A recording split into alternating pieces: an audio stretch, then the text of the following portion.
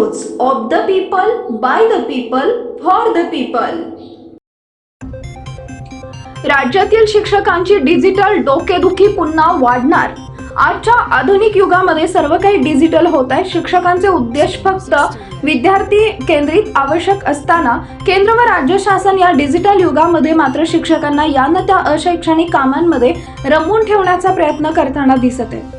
विद्यार्थी हितस्थ लांब राहिला। शिक्षकांनी आधी सरळ मधील विद्यार्थी पोर्टल, युडायस मधील विद्यार्थी माहिती अपडेट, मध्यान्ह व शालेय पोषण आहारचा MDM पोर्टल, दैनंदिन उपस्थिती साक्षरता अभियान, स्वच्छता अभियान, परसबाग, शासनाच्या सर्व योजना, निवडणूक आयोगाच्या BLO याद्या वाटप, मतदान कार्ड वाटप, निवडणूक कामात मदत या व्यतिरिक्त बरीचशी कामं करावी लागतात।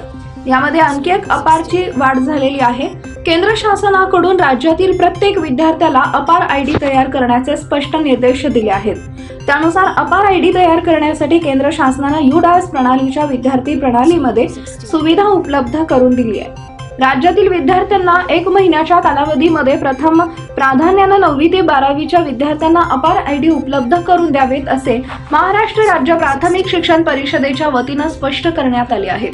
महाराष्ट्र राज्य प्राथमिक शिक्षण परिषदेच्या राज्य प्रकल्प संचालक R. विमला यांनी दिलेल्या निर्देशानुसार राज्यातील सर्व विद्यार्थ्यांना अपार ID उपलब्ध करून देणे आवश्यक आहे। अपार ID हा 12 अंकी असून एकमेव असणार आहे। विद्यार्थ्यांचे संपूर्ण शिक्षण पूर्ण होईपर्यंत कार्यान्वित असणार आहे। युडायस प्लस प्रणालीमध्ये ज्या विद्यार्थ्यांची आधार पडताळणी झाली आहे त्याच विद्यार्थ्यांचे अपार ID तयार करण्यात येणार आहेत। अपार ID मुळे विद्यार्थ्यांना देण्यात येणाऱ्या सर्व सुविधा, गळतीचे प्रमाण कमी करण्यात मदत करणे, प्रगती अहवाल, शाळाबाह्य मुलांचा मागोवा आदी बाबी डिजिटल पद्धतीने नियंत्रण करण्यात येतील। अपार ID तयार झाल्यानंतर डिजी लॉकरला जोडण्यात येणार आहे। डिजी लॉकरला जोडल्यामुळे विद्यार्थ्यांना शिक्षण क्षेत्रामध्ये साध्य केलेलं लक्ष्य, 10वी 12वी बोर्ड परीक्षा तसेच विविध रिपोर्ट ऑनलाईन पद्धतीने बघता येणार आहेत। राज्यातील सर्व विद्यार्थ्यांचे अपार ID विद्या समीक्षा केंद्रामध्ये जोडण्यात येणार असून त्या माहितीवर ग्राफिकल विश्लेषण करण्यात येऊन प्रगती करण्याच्या अनुषंगाने नवीन उपक्रम राबवण्यात येतील।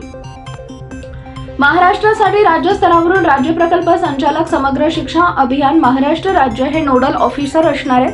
अपार ID तयार करण्याबाबत राज्य स्तरावरील आणि जिल्हा स्तरावरील प्रशिक्षण घेण्यात येणार आहे। शाळा स्तरावर अपार ID तयार करण्यासाठी शाळेच्या मुख्याध्यापकांनी पालकांचे हमीपत्र घेऊन पुढील कारवाई करणे अपेक्षित आहे।